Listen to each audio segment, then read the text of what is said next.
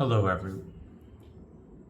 Today, I'm talking with Dr. John Dowd about the importance of slowing down and questioning AI. He is a communications scholar who has been analyzing how humans relate to AI, and in particular, how it's been influencing the digital ecosystem and how we communicate online. I think the tech community can really emphasize a more attitude when it comes to AI. So I think his message to pause, and slow down is important. Well, I hope you enjoy.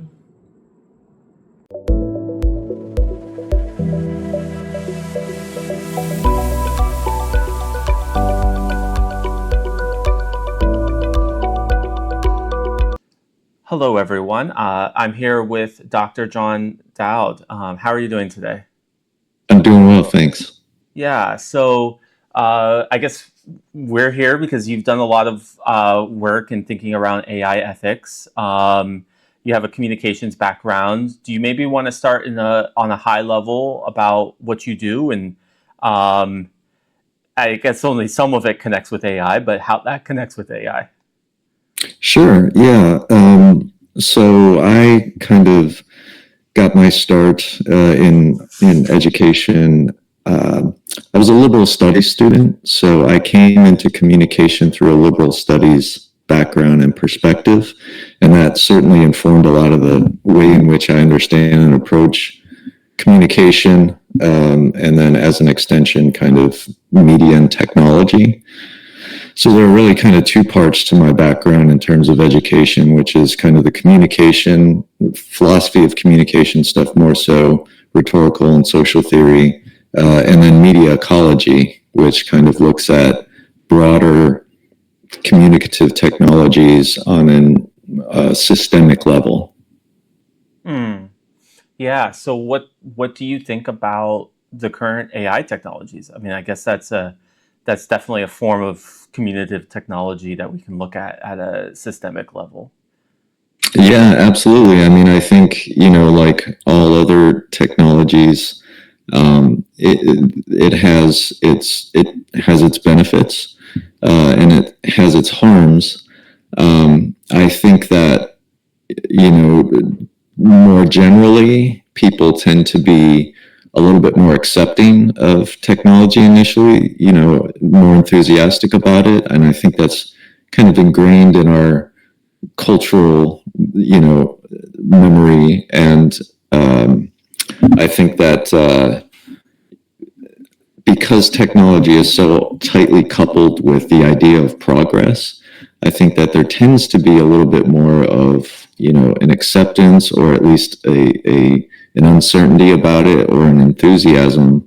And so the work that I do, oftentimes, I'm not a sort of Luddite, or any kind of any way, manner or way, but I do think that being a little bit more skeptical, a little bit more critical is usually helpful when it comes to trying to understand the impact that new technology is going to have. Hmm. Yeah. I mean, from I mean, this makes sense. I do think there's space to be pretty critical of what I think of as the mythology around AI. Yeah, There's a lot of myth making, and that's right. you can definitely be critical of that without necessarily going into the other extreme, which, um, whatever the actual Luddites, centuries ago were all about, because the word for it is now, for people who are anti-technology, Right. you don't have to go into the opposite extreme. That side has its own myth making too, probably. Absolutely. But Absolutely. like, yeah, I mean, where do you see yourself? I guess maybe focusing on ethics, like what do you see as some Yeah. of the biggest causes for concerns, and maybe even opportunities? But I mean, often with ethics, the focus is on the potential negative. But yeah, Yeah. what do you see? Yeah. I mean, I think, in order to get to the point to where we can sort of safely and with some degree of confidence say, ask where should we be using these technologies, in what way, and are they serving people in an equitable manner? We need to kind of break through, a lot of the myth making, as you kind of point out, right? And for me, the mythical sort of aspect of a lot of technology is that people tend to either forget or pay less attention to the fact that this stuff is arising in a historical context, right? And within a particular historical and political context. And so trying to understand it in relationship to that, rather than as this magical thing that just suddenly appeared and now we're on the threshold of, exceeding the bounds of our own human bodies or consciousness or whatever the dream is there for many. I think we need to kind of look at the actual material impacts and harms that some of these things can cause, and are causing, before we get there. So from an ethics standpoint, I tend to ask questions about, for me, the close part of it was education, because I teach. And so, I quickly recognized the potential disruptive nature of generative AI, more specifically, but LLMs, in a classroom learning environment. Not all, but certainly it was occurring in a lot of the stuff that I was trying to do with students. And so that was my initial entry point. And then that kind of expanded out into the broader kind of categorical concerns that people have expressed much more clearly than I, but in relationship to the environment, the information ecosystem, bias and discrimination, democracy, those kinds of questions. And so from there, I just kind of, whatever's sort of grabbing my attention more or less, or whatever my students are kind of expressing interest in, I'll try to kind of, enter into that as well. Yeah, I mean, this makes sense. Like, how have you seen it impacting education? I mean, this is a big thing that people have been talking about. I mean, the whole idea, interesting to me, is this idea of, I think there's a belief that this, and I want to be careful about not going too far down a rabbit hole here, but I think some of this stuff is pertinent. The belief to which our ideas are our own, because I'll have a student, for example, and this is not unique, but it's I think a kind of exemplar of the thing that I'm trying to talk about, is a student will turn in an assignment, maybe a written assignment, and it'll be you read enough of AI output and you kind of can spot some patterns, right? Or your student well enough to know that this isn't really their work, to some degree. But the question is then, okay, to what degree is this your work, right? How much of you is in this writing? And I think many of them genuinely believe that it is their work, and that the only thing that the tool did for them, or not tool, I don't use that word, but the only thing that the LLM did for them was to clean it up a little bit, right? So, and I think that's interesting, how we kind of differentiate between what is ours, and what was kind of done by the large language model. And I think that kind of thinking is predicated on some really important assumptions, right? About, questions about originality, questions about the author, right? What is authorship? To what degree are any ideas our own? But also, the cognitive offloading is what concerns me primarily there. Is that, it's one thing using a calculator to calculate some mathematical formulas or equations, if you're not a mathematician, right, that needs to know how to do it.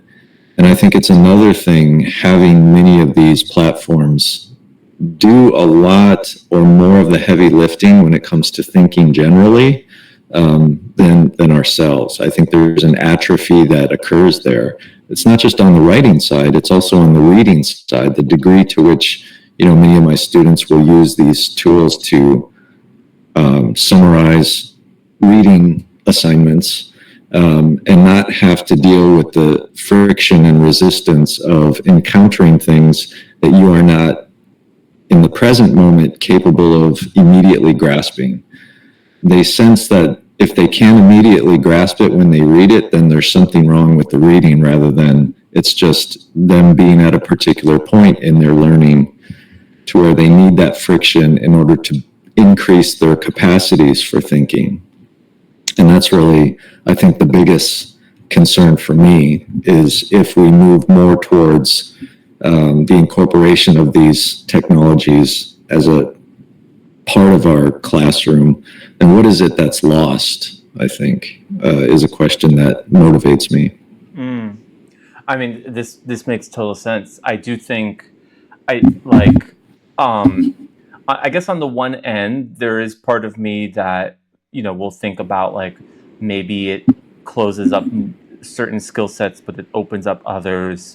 But so that's I kind of hold that on one side of my mind because this is a common thing. I mean, you referenced calculators. That was a common thing in the math community. I still remember one of my favorite professors. He retired a couple years ago, but he would talk about how, because I studied math, so I was very much in math classrooms. I studied both math and anthropology, but he would talk about, we were doing some calculations, and he's like, you guys don't learn how to do square roots by hand. He like explained how we could just do it in the head because I don't know, like the computer wasn't working that day or something. We couldn't do it on the computer. But like, he wasn't like, oh, this is the end of math, that he wasn't like bemoaning that, but he was just like, this is something that I learned when I was an undergrad in like the 60s. But that was very much a part of the discourse at the time. And math is still there. Critical math thinking still definitely happens. So that's the tension on the one side. And then on the other side, I often think about like kind of like what you're saying. I just don't right now see how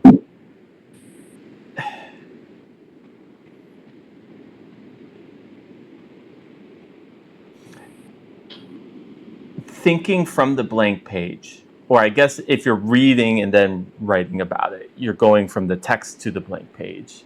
That side of things, this just kind of you can use it to brainstorm ideas.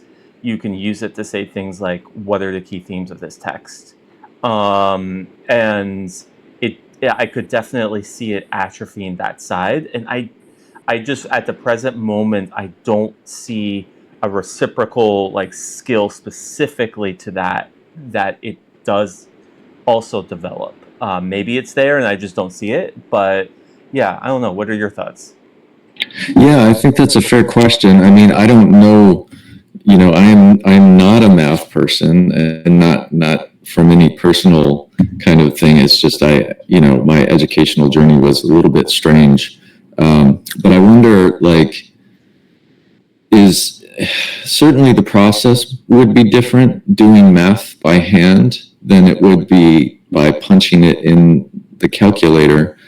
But I wonder if there's not a different kind of difference between someone writing, right, articulating, struggling with their ideas, through a keyboard or by hand, and the kind of writing that LLMs do, right? And I think part of it is like this, again, this kind of this mystical way that this stuff reproduces text. I mean, it does so persuasively at this point that it's hard for us to differentiate between, what it's actually doing and what we're doing. And again, it's not to sort of normalize thinking, right? There's a range of diversity in the population to where thinking isn't one thing. But I just mean by that the sort of basic reckoning with material or ideas that you are not currently sort of equipped to kind of engage, right? And it's through that engagement that you become capable of engaging. And so I think cutting that part out, I mean, for me, writing is not a tool. Writing is not simply translation of thought to paper or screen. Writing is a specific mode of thinking.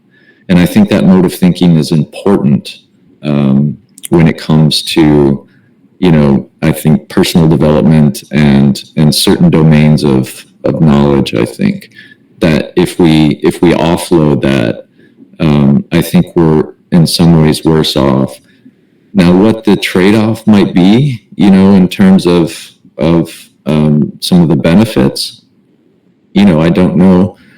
I'm a little bit more skeptical, and so I'm thinking like things like efficiency and productivity, which are important to some degree, but also I think those serve a different kind of purpose and for different people sometimes, rather than kind of this critical capacity to ask questions and interrogate ideas and work through that. I think it reduces that friction, right? I mean, because again, people want, companies want you to use these technologies. And so the more they can reduce the friction between you using them and not, I think the better in that capacity. So, and from an educational standpoint, I want students to at least become accustomed to struggling, right? Because the struggle there in that context, I think, is more useful than efficiency and productivity.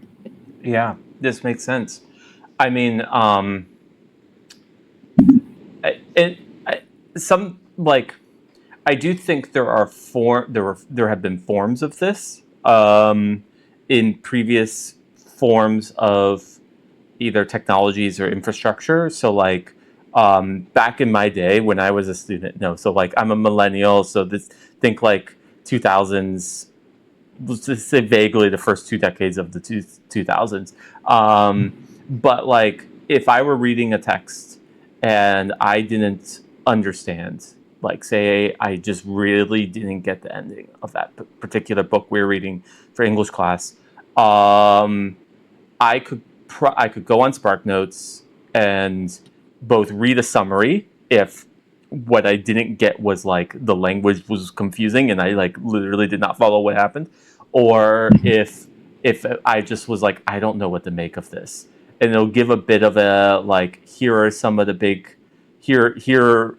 I think it'll kind of a standardy zeitgeist like this is how the literary community, there can be many interpretations of a text, but these are like the standard ways that people think about that particular thing in that particular story. And that can be similar. Like if I might be, this is kind of a stereotypical essay prompt, but say, insert X text, I don't know, The Great Gatsby, because I did read that in high school. Whether, you have an essay that's like, what are the key themes of The Great Gatsby? I could go on SparkNotes and there will be a page that is the key themes of The Great Gatsby. And like, in theory, I could basically take them, put them in my own words, but that could like shortcut this process of me having to sit down with that text and synthesize like all the things that happened, all the weirdness, in that case, the weird relationships in The Great Gatsby, because that's very much about that, and all the weird, wealth, whatever, all the weird things that happened in that story. I can kind of shortcut that and just kind of go to something that has processed it and then use that to process it rather than do it from scratch. But I guess from that perspective, it seems like the current technologies do it at a much bigger scale. Like SparkNotes doesn't do everything. And some human sits down with it. So like an obscure book, it's probably not going to have done. So I guess there is limitations to that the current technology is just able to do a lot more of. But yeah, and I do see what you're saying with friction. I guess, yeah, like from a pedagogical perspective, you often need friction to learn. There are many environments where, on some level, teaching could. There's different philosophies of education, but I could see a philosophy of education that's like strategic friction. Maybe even someone like Nietzsche might have that as their kind of view of effective education. But yeah, do you see other settings where this idea of friction, where minimizing friction becomes a problem, maybe outside of like learning and skill development in school? Yeah, I mean, this isn't, I think, an interesting question. I mean, I think we could imagine in any well, not any. I think we can imagine in other adjacent contexts. So, I mean, I'm thinking about the way that I try to talk to students about this when I try to get them on board, because they're like, "What? You want us to struggle intentionally? Like, what is this?" And I'm like, "Well, think about it this way." I was like, "If you go to the gym, right? You understand the importance of resistance and struggle in order to accomplish whatever health goals you're trying to accomplish. You don't go in there and try to be, efficiency is important when you're working with limited time, productivity in terms of consistency, ongoing consistency. I understand that. But the real growth occurs when you're grinding away on a machine or, with your own body, needing physical resistance, right? That's how your body responds and adapts. And so I try to use that analogy to explain, to help them to get more comfortable with being uncomfortable. I think this opens up a lot of different important and interesting questions that I explore, but I'll try to kind of keep grounded here. I think there are some assumptions about information and learning that I think are just sort of broadly circulating. One of the things is that this idea that information is somehow neutral, right? So there are two parts to this for me. Like we can focus on the process, but we can also focus on the product. And I think because of the way in which we've come to understand our relationship broadly as a public with education, we tend to focus too much on the product. Whereas I kind of live in the process. Like there are a variety of ways to get a degree or to get some kind of training or credentials, but there are less opportunities or fewer opportunities, I think, for you to kind of have the time to actually ask questions and dwell in them, not just for the sake of navel gazing or anything, but to really kind of think through the implications of certain ideas, to interrogate assumptions. And I think higher ed, if it's going to have a future, right, it's going to have to emphasize that aspect more, I think. Because, if you look at like what students are trying to get, I mean, there's this problematic coupling between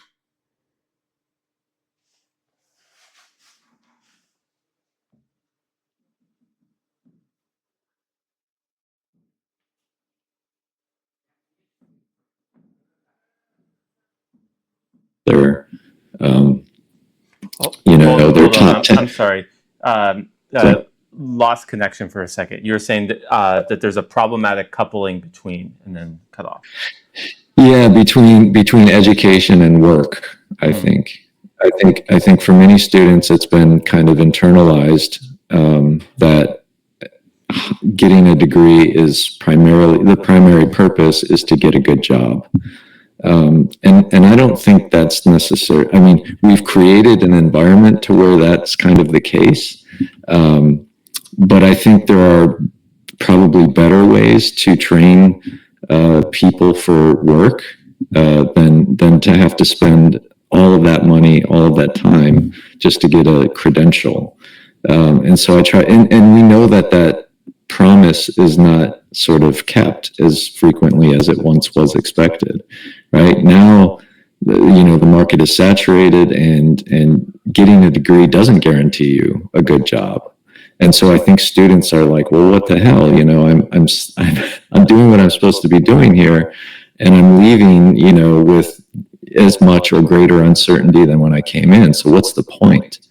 And so I try to get, like them to shift their idea of what education could be for them, right? And that's this sort of ground for struggling, right? For encountering recalcitrance in a kind of safer environment. And I think AI, LLMs in particular, in my kind of domain, with writing, they tend to focus more on the product rather than the process. Whereas I try to emphasize the process for them. And I think information, again, like I could, you raise Nietzsche, like I could tell a student, you're free to go look up, Nietzsche in any source and use whatever information you find there. I think the ability to read isn't equivalent to the capacity for understanding, right? And so I think that's where, that's where, again, the shift in process versus product. Like someone could use the internet or LLMs to create a product that would check a box for me that I assign them in the classroom. But what did they actually gain from that?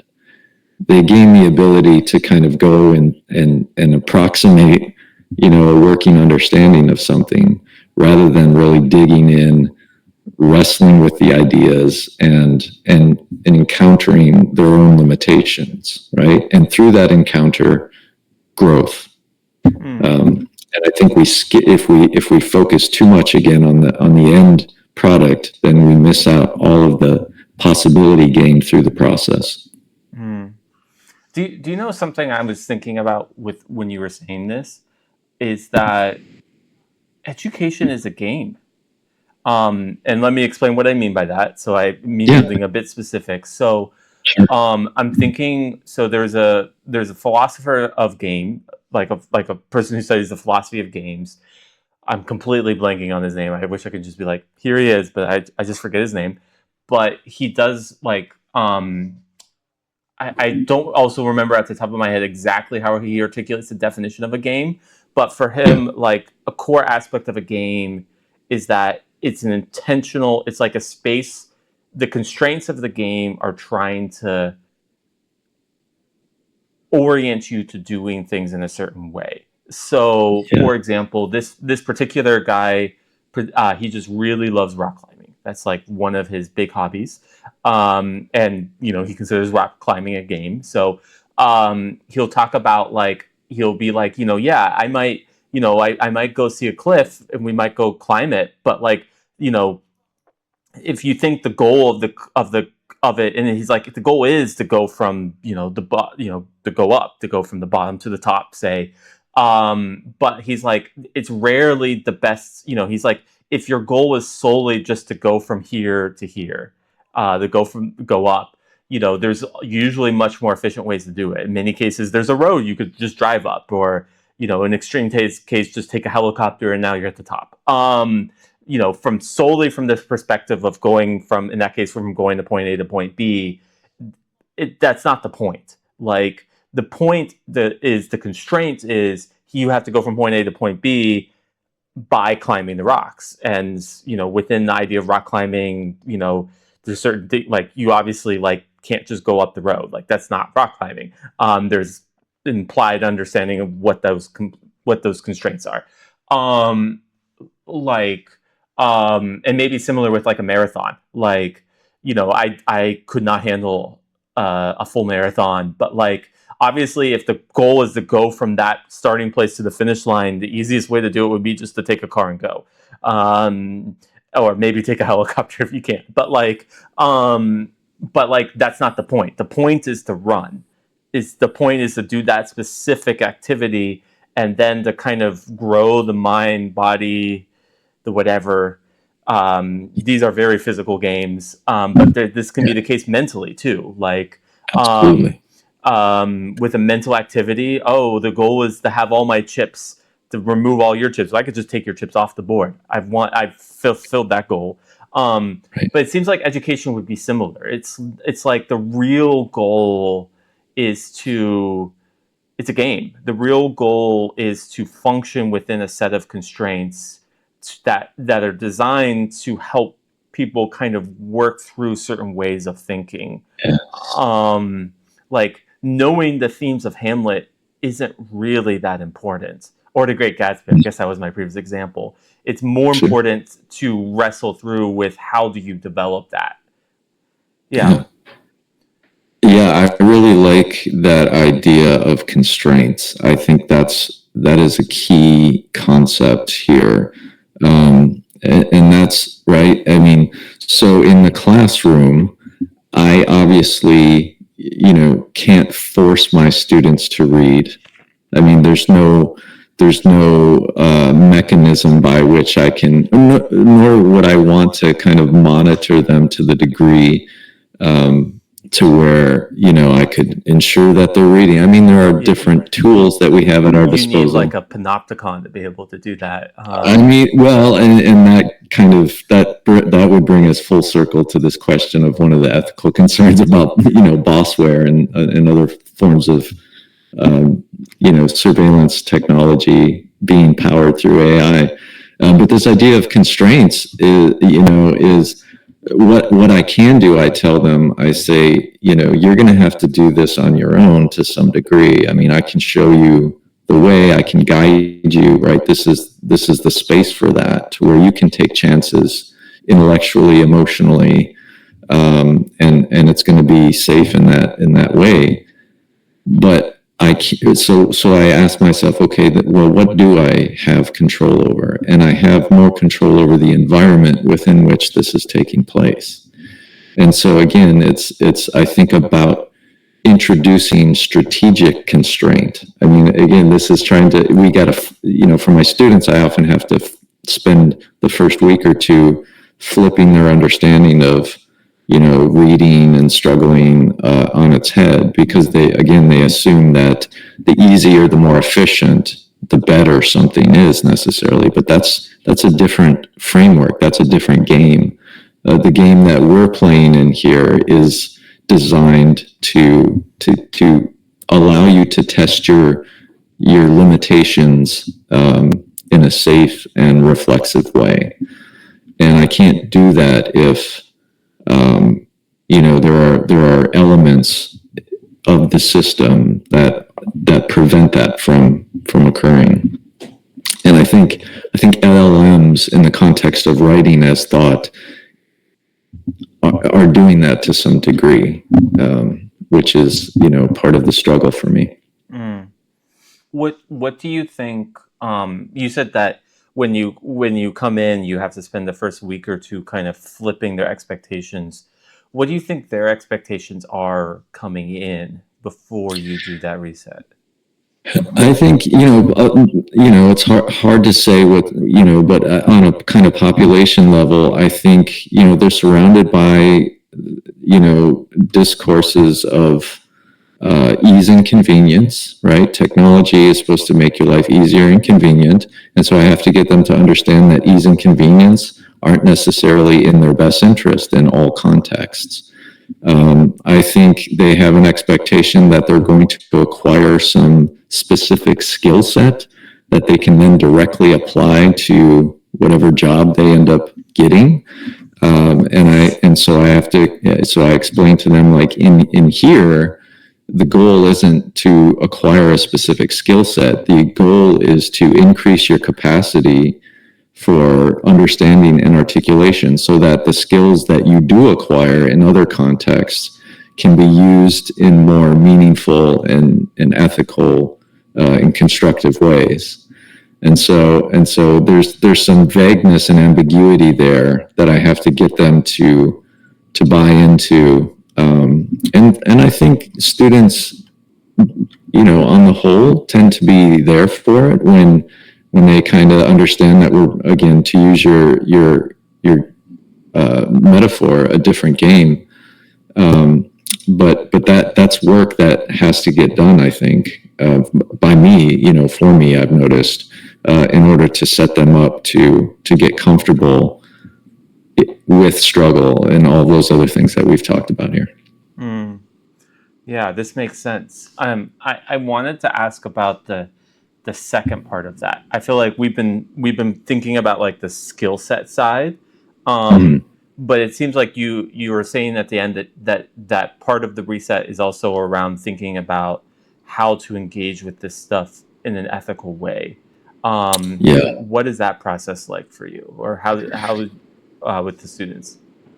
So do you mean engage with AI technologies in an ethical way, or just? I guess I was thinking specifically AI technologies, Yeah. but obviously that connects with other technologies. So I guess you can kind of take it in whatever direction it would be is most applicable. But I was thinking specifically AI. Yeah. How to use AI ethically.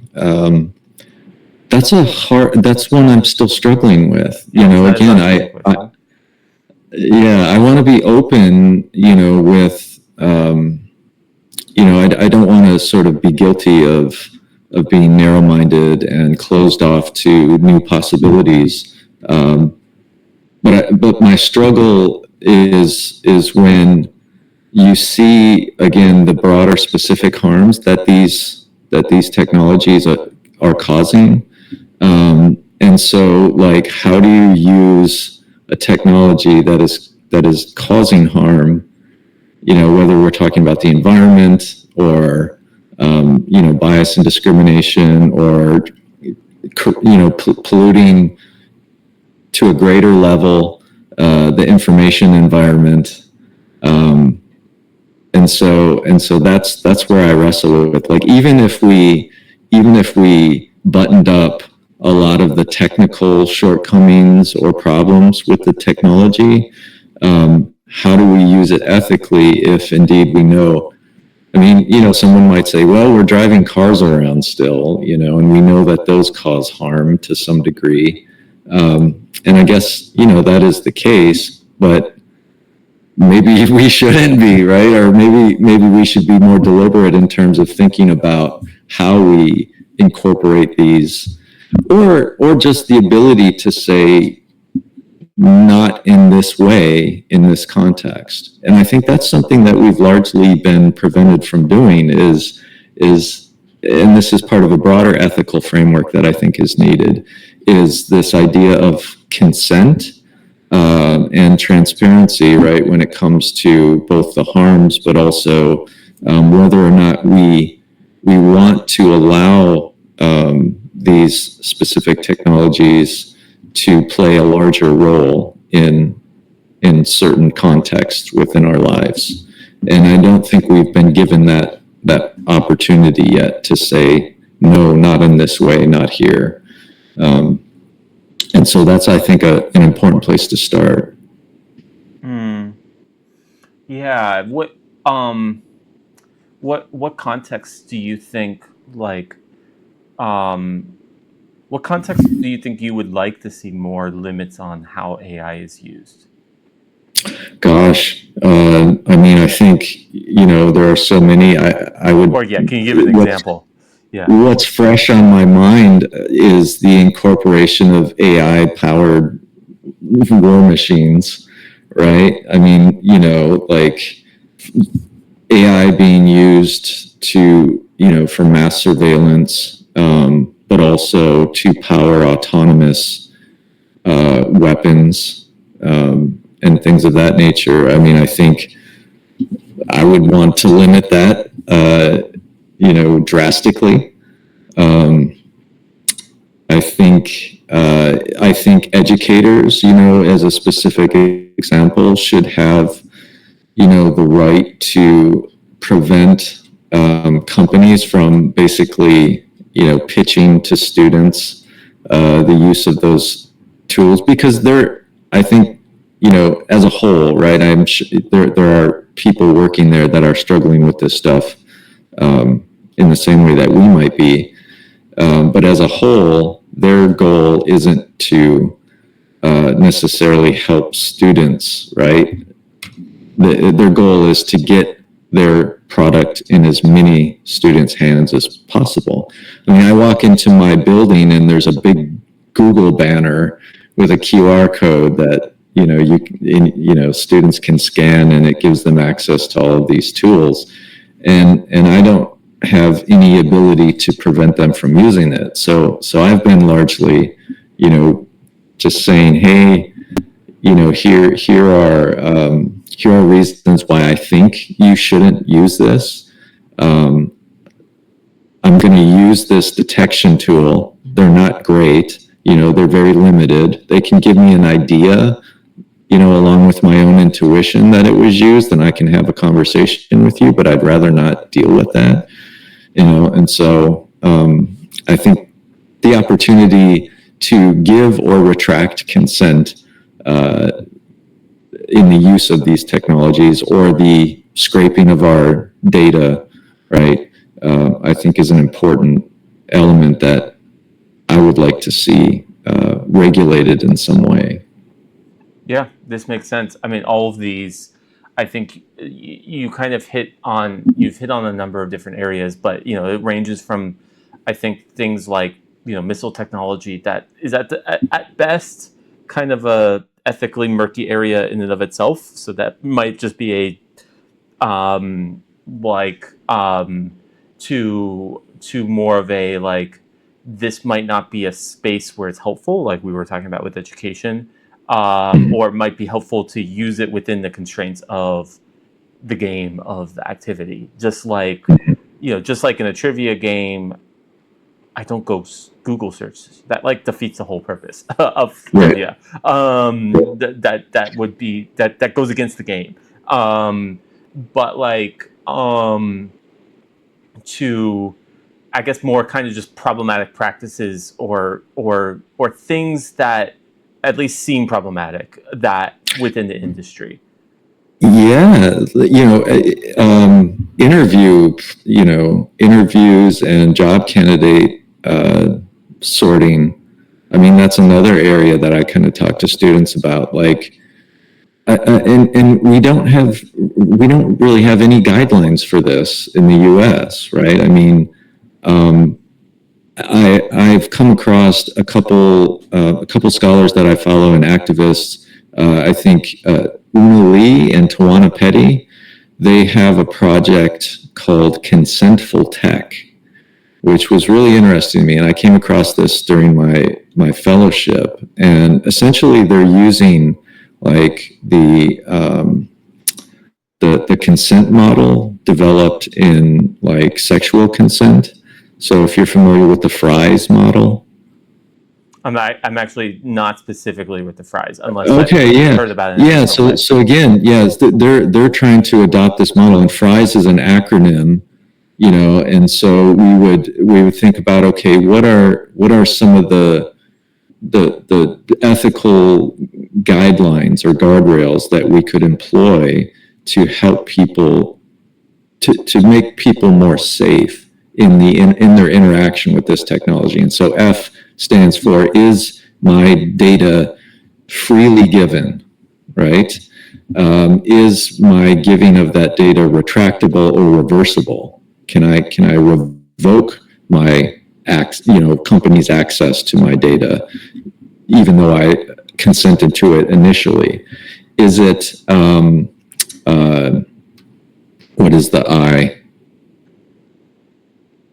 Intelligible? Is it informed? Sorry. Is it informed, right? So do I know what I'm agreeing to, right? Or is it buried in like 30 pages of legalese and techies? Is my consent enthusiastic? Meaning, am I saying I am comfortable and okay? I'm sorry, I'm not sure if you froze up here. I can still hear you, but you did freeze up. Oh, sorry. Yeah, I just caught you. Okay, there we go. Yeah. So I paused there. So is it informed? Is the E is it enthusiastic? Right. And so what would an enthusiastic consent to data scraping be or tech use be? Well, it could look like, rather than me saying, I'm really not comfortable with them having access to my contacts or this other information, but I don't really have a choice because I need to interface with this banking app or this educational app or whatever it may be. And then finally, is it specific? Meaning that, if I grant access to some part of my data, do I have the right to say no to accessing this other kind of data, rather than like, well, you signed the consent form or you clicked accept, right? And so now you're in this kind of system where there's a lot of ambiguity in terms of what's being taken and how it's being used outside of kind of general advertising purposes. Yeah, this makes sense. I mean, we're currently in an environment where in most cases, we don't even on a practical level know what data is actually being collected. And then after it's collected, who is given to? Is it transferred within, say, between different systems we're using? And so, yes, like I feel like data pixels. I mean, that's a freaky thing, right? Where I go on to a website, my medical website to make an appointment, and there's a floating pixel on the browser that sends all of my information to TikTok or to Facebook. I mean, like, I didn't know about any of that stuff. And so I can imagine a student being like, well, I don't even have this app, so how is it tracking my data, right? And it's like they found ways, and the more seamless and integrated these tools become, the more difficult it becomes to really kind of understand the environment that we're operating in. Yeah, and I do think this is a bit of a kind of a broader thought based off of this, but I think one element of that the current AI technology, I mean, you said this at the very beginning of our conversation, but it's built in this specific societal, cultural, historical context, whatever word you want to use to describe the context. That, and for me, I think a key part of that is this kind of corporate context. I mean, the tech world is leaning in a very oligarchic or monopolistic direction, and also like it's often kind of built to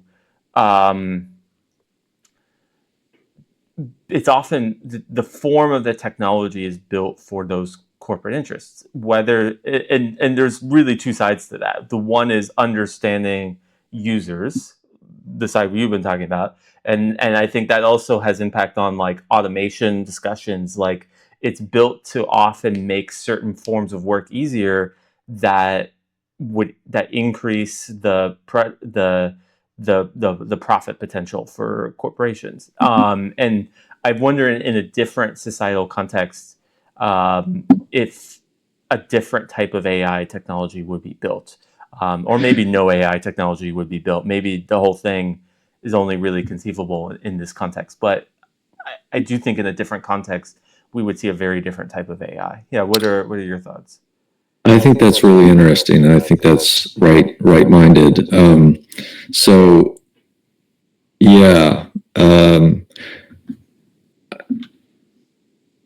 right. There are motives for using these. There are logics that occur, and again, it doesn't even necessarily require some Machiavellian, techno enthusiast to sort of come up with these horrible ways of destroying society, right? It could be motivated by maybe there is some genuine interest in improving the lot of humankind, but that's if we look at the actual impacts it's having, that doesn't seem to be the case, right? Like speed, efficiency, productivity, those are things that are presented to us as a benefit to aiding our work. But what we're seeing more frequently is that those are kind of the logics that are driving the system, and the human element is secondary if considered at all, right? So it's like, yeah, please keep using these technologies. It'll make your work life easier. But there are a lot of studies, that are starting to emerge that actually counter that as well too. That the one that I was reading suggested that people in the work environment using specific AI tools tended to work longer and to extend their work days voluntarily for whatever reason, rather than it shortening, right? So it's not about like, yeah, we want to allow you to have shorter work days so you can have more leisure and have a healthier work-life balance. It's like, no, you keep using this because this makes it easier. You should be able to do more of it, right? And then, oh, by the way, now these things can do what you're doing, well enough to where we don't need to keep you employed anymore, right? So we're training the systems that are subsequently replacing many of us, right? And I know, there's, this is a kind of more nuanced conversation, but there are sort of large factions of the work population that are being displaced and subjected to these automated decision-making technologies in ways that are not to their benefit. Yeah, this makes sense. I'm a bit curious with this article making this argument. Did they give explanations as to why people started working more? Yeah, I think they did. It's not fresh on my mind, so I don't know. I mean, I can certainly share that if you wanted to share links to this stuff afterwards. I'd be happy to. I think one side, I'm going to give a bit of an analogy with previous technologies, but there's a bit of a history of this. I think maybe the first good example that I can think of is around like technologies that do that kind of clean, like housework technologies, like dishwashers, vacuum cleaners, and stuff like this. Whenever new technologies come up, especially labor-saving technologies, there's almost always some kind of hype around, well, this will reduce how much people will work. People will suddenly work 20-hour weeks. They'll work 4-hour weeks. They'll work, whatever it is. Different people will give different amounts, but like we'll, basically offload the work to the machines and not have to work that much. But what we see is like a shift in expectations. So like with the housework, so like I'm thinking a lot of the technologies like dishwashers and stuff that I believe develop around the 1950s. I could be wrong about that, but somewhere around then, those kind of home appliances. Right. So at that time, in that context, this was often seen as like women's work. So this was often, that mentality would be like the wives can, won't have to spend all day cleaning. Basically, was kind of how it was often portrayed. But what actually happened, say in like the US, is that the expectations around cleanliness went up. So how clean people expected the home to be went up as these technologies started to get developed, and you didn't see a decrease in work. And maybe in some cases you saw an increase. I would predict something similar with work, with something like AI. That the real result, if the stuff does become like, if it does make a certain work easier, is it just changes the expected output. I think that's right.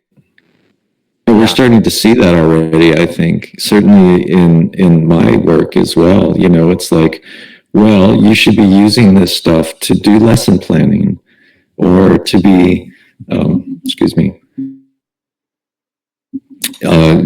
be, drafting research proposals and stuff. So So it shouldn't take you as long as it's taking you, right?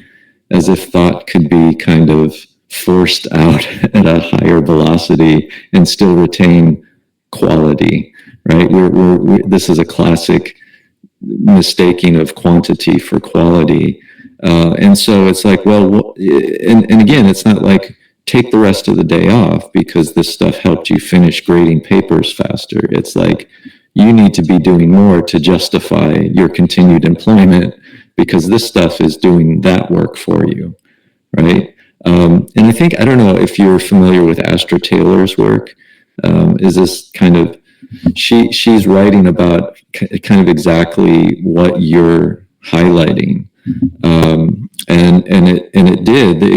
It increased expectations of things like cleanliness, but it also devalued the kind of work in a very gendered way, right? So it was like, well, what does this woman do at home? All she does is push around the vacuum cleaner. The vacuum cleaner's doing all the hard work, you know, and there are old advertisements that you'll find where it's like a Hoover vacuum ad, and there's a woman with this big monstrosity of a VO2 max detector on her head as she's vacuuming, is saying she used less oxygen pushing this vacuum around, which is, you know, clearly an absurd claim there. And so, yeah, I mean, I think this kind of also points at this idea that technology in a very real material way is never neutral. This is why I try to avoid the term tool, because it implies a neutrality to these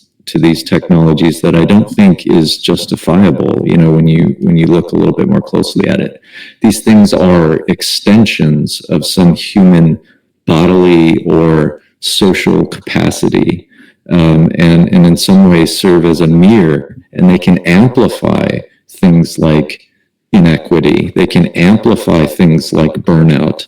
We know this happened with laptops and cell phones in the workplace, right? Initially, they're seen as this kind of tool of liberation, to where I can be out on the bike, on my mountain bike, and take a phone call from a client, right? Or I can be on my laptop by the poolside and, you know, accomplish everything I need to do on vacation.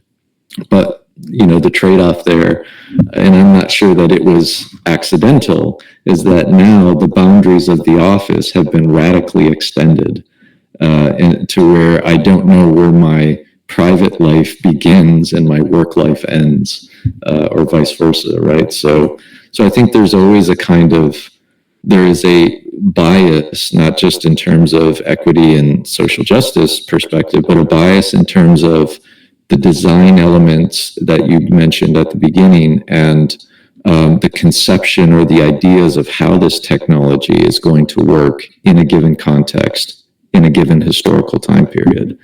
And those things are rarely, if ever, neutral, right? They serve some interests more than others. And so I think it's important to kind of disentangle those interests served and the relationship between the language or the ways in which we talk about these technologies and the sort of the material practices once they become taken up in a given cultural environment. Yeah, this makes sense.